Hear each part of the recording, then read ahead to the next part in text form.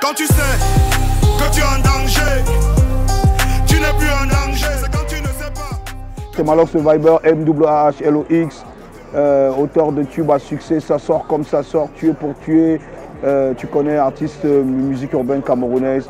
Bienvenue à la petite interview de Malox. C'est là que tu es en danger.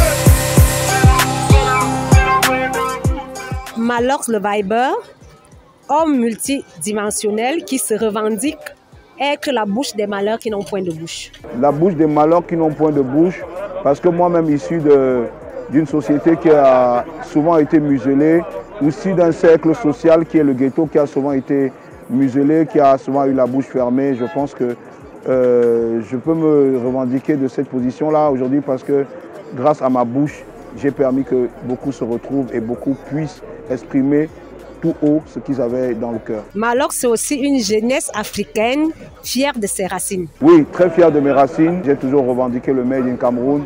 J'ai toujours défendu cette originalité que le Cameroun a là à travers ce que le Cameroun pouvait apporter de plus beau au-delà de la culture, mais même au-delà de la culture, mais simplement dans le mode de vie et dans les réalités sociales quotidiennes à travers ma musique. DJ à la base, auteur, compositeur, rappeur, et pourtant certains de vos pairs continuent de ne pas vous reconnaître comme étant légitime dans la profession. C'est dommage souvent que certaines personnes soient en retard et qui n'ont pas pris le monde à la vitesse où il évolue et souvent par ignorance, des personnes nous, je ne parle pas de moi, uniquement de moi, mais tous ceux qui sont dans la musique urbaine, ils voient la musique urbaine d'un mauvais œil et ils ne considèrent pas que c'est une forme de culture. Donc je crois qu'il serait dommage d'exclure la musique urbaine et les acteurs de la musique urbaine de la grande famille culturelle, alors qu'eux aussi ils ont leur pierre à apporter. Donc je trouve que j'ai ma pierre à apporter.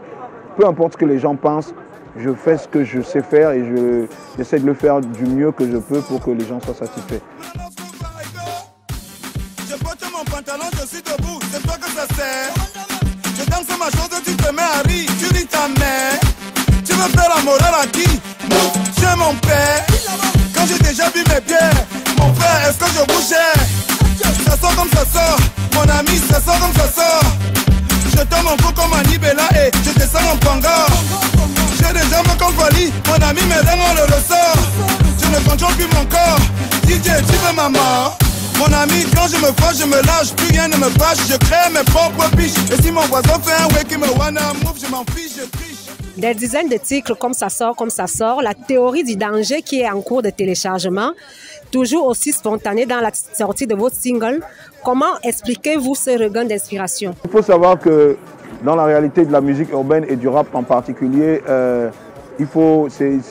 ça consiste à parler des réalités sociales sans toutefois essayer de maquiller la réalité et il faut la décrire juste telle qu'on la vit, telle qu'on la voit au jour le jour. C'est pour ça que la musique urbaine, pas seulement ce que je fais, est assez spontanée et décrit les réalités telles qu'ils les voient au moment où les choses se passent. Nous, on est ce qu'on appelle un peu les journalistes du ghetto. C'est pour ça que chaque fois qu'il y a quelque chose qui se passe, il est de notre devoir d'en parler et d'en parler avec les mots du ghetto. Alors, Malox n'est pas seulement un rappeur, c'est aussi un homme d'affaires. Je pense que c'est un peu ça la particularité du monde culturel dans lequel je viens. Dans la musique urbaine en général et dans le rap en particulier, on s'est toujours considéré comme des débrouillards.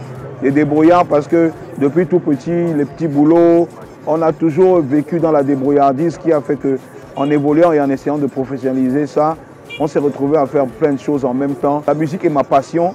Je me donne à ma passion, c'est devenu un métier. Mais au-delà de ça, j'ai toujours cette énergie-là que je veux redistribuer dans tout ce que j'essaie de faire. Donc c'est pour ça que pour mieux canaliser cette énergie-là, j'essaie de créer des entreprises et créer de l'activité autour de moi pour que cela reste productif au lieu de pouvoir canaliser ça dans quelque chose de négatif. Qu'est-ce que Malox nous promet encore pour les 20 années à venir? Déjà, il faut savoir que pour l'actualité imminente, il y a mon album intitulé Isakam qui arrive très bientôt. Nous avons le contrat qui était en cours, qui est aujourd'hui effectif. Et à travers ces deux grands projets, on a envie de développer On a envie de développer et créer plus de visibilité sur la scène urbaine déjà à travers les concerts et pas mal d'événements qu'on va mettre sur pied. Je pense que le reste, ça sera des surprises. Mais déjà, il faut savoir que l'album arrive. Cet album qui va être là sur pied pour célébrer mes 10 ans de succès. On va retracer un peu l'ensemble du parcours, de mon parcours, de mes difficultés, aussi des difficultés que la musique urbaine et la société camerounaise ont connues durant ces 10 ans où j'ai fait cette musique qui parlait un peu au nom de la société camerounaise. Et à travers cela, on va développer des activités sur toute l'année prochaine. Donc, je peux dire que déjà, il faut que les gens s'attendent à beaucoup de surprises cette année.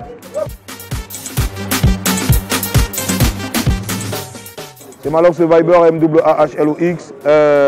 Si j'ai quelque chose à dire à tous mes frères, toutes mes sœurs, toute la jeunesse camerounaise, c'est de croire en 3 choses. Croyez en vous, croyez en ce que vous faites, croyez en Dieu et vous arriverez à réaliser tous vos rêves.